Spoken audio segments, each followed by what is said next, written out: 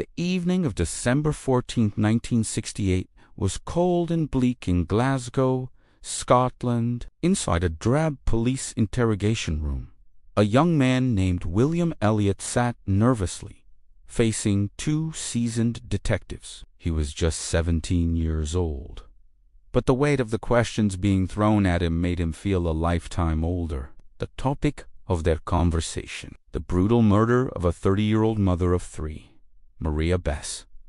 Just hours earlier, Maria's body had been discovered in a derelict building known as the Old Man S Pub.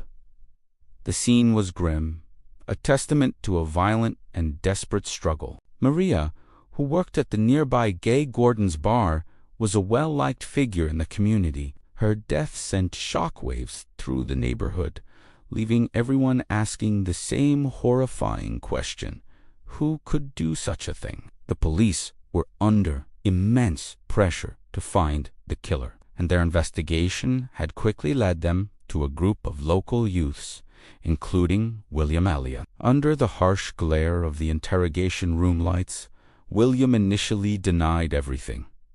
He claimed he had an alibi. He told detectives he was with his friends that night, far from the scene of the crime, but the detectives were persistent. They pressed him, questioning every detail of his story, pointing out inconsistencies.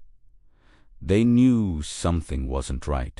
As the hours dragged on, the pressure mounted. William's story began to crumble. He changed his account, admitting he was near the Old Man's Pub, but only as a bystander. He said he saw Maria enter the building with another man, a man he couldn't identify. The detectives saw this as a crack in his defense. They pushed harder. They described the horrific details of the crime scene, painting a vivid picture of Maria's final moments. They spoke of the evidence they were gathering, suggesting it was only a matter of time before the truth came out. For William, a teenager with no prior serious trouble with the law, the intensity of the interrogation was overwhelming. The psychological weight of the situation was immense. Then came the turning point. After hours of relentless questioning, William Elliot broke. He confessed. He told the detectives that he had followed Maria Bess into the abandoned pub with the intention of robbing her. When she resisted, he said, things escalated. He described a struggle that ended in him striking her, leading to her tragic death. It was a shocking confession, one that seemingly solved the case in a matter of hours. The police had their man.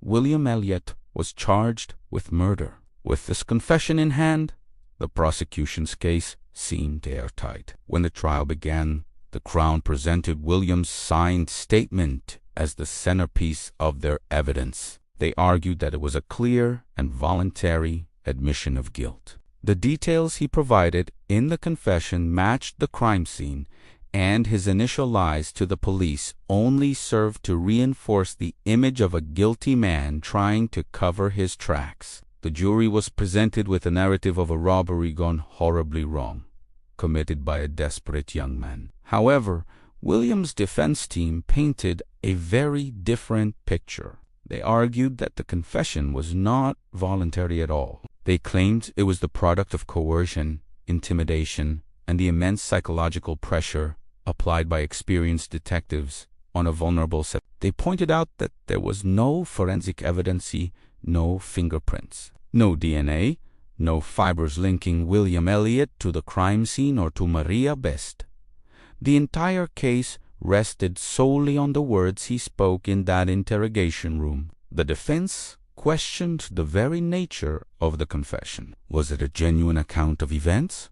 Or was it a story fed to a frightened teenager who would say anything to make the questioning stop? They argued that the police, desperate for a quick resolution, had zeroed in on William and manipulated him into confessing to a crime he didn't commit. The jury was left to decide, was William Elliot a cold-blooded killer, or was he a victim of a flawed justice system? Despite the defense's arguments and the complete lack of physical evidence, the jury found William Elliot guilty. The confession was too powerful to ignore. He was sentenced to life in prison, with the judge recommending he serve a minimum of 15 years. At just 17, William Elliott's life was irrevocably changed. He was sent to prison, branded a murderer, while maintaining his innocence to anyone who would listen. The case of Maria Best was officially closed, but for many,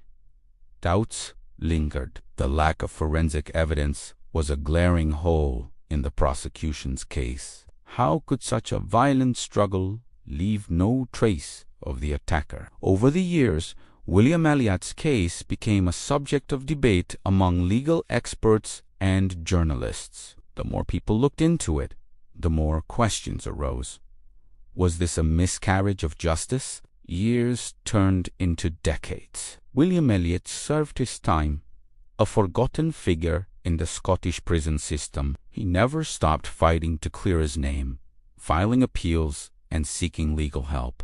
But his efforts were consistently denied. The system that had convicted him was not eager to admit it had made a mistake. Then, in the 1990s, a new wave of interest in potential miscarriages of justice brought fresh eyes to old cases. Investigative journalists began digging into the details of the Maria Best murder once again. They uncovered unsettling details about the original police investigation. They found that other potential suspects had been overlooked, and that crucial lines of inquiry had been abandoned as soon as William confessed. One name kept surfacing, that of another local man, a known violent offender who had been in the area on the night of the murder. This man had a history of violence against women and had reportedly even made incriminating statements to others about the crime. Yet, he was barely investigated by the police at the time. The focus had been entirely on securing a confession from William Elliott.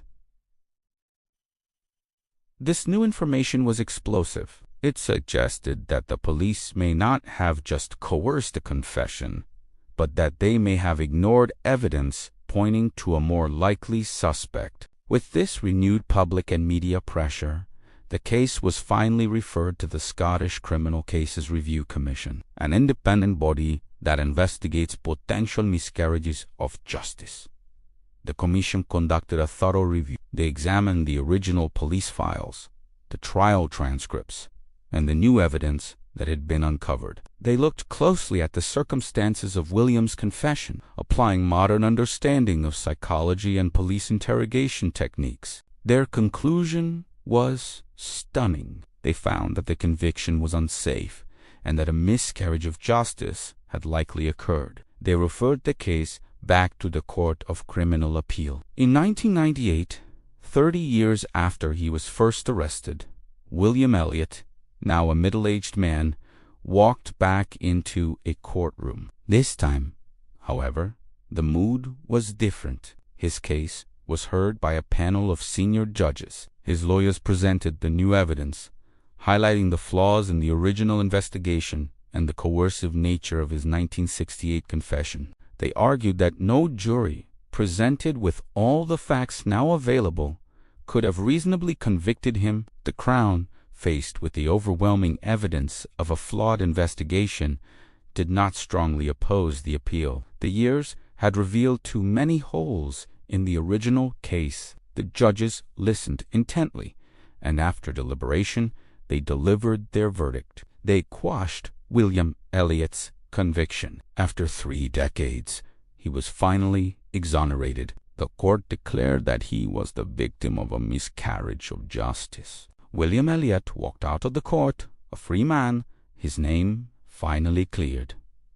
But the victory was bittersweet. He had lost 30 years of his life to a crime he did not commit. He had entered prison as a teenager and emerged as a man approaching old age. The real killer of Maria Best was never brought to justice. The initial, flawed investigation meant that the trail had gone cold decades ago. The man who had been a prime suspect in the renewed investigation had since passed away, taking any secrets he might have had to the grave. The case of William Elliott serves as a powerful and cautionary tale. It highlights the immense danger of relying solely on confessions, especially those obtained under pressure and the critical importance of corroborating evidence. It shows how a rush to judgment and a focus on closing a case can lead to devastating consequences, not just for the wrongly accused, but for the victim's family who are denied true justice. William S.'s story is a stark reminder that the pursuit of truth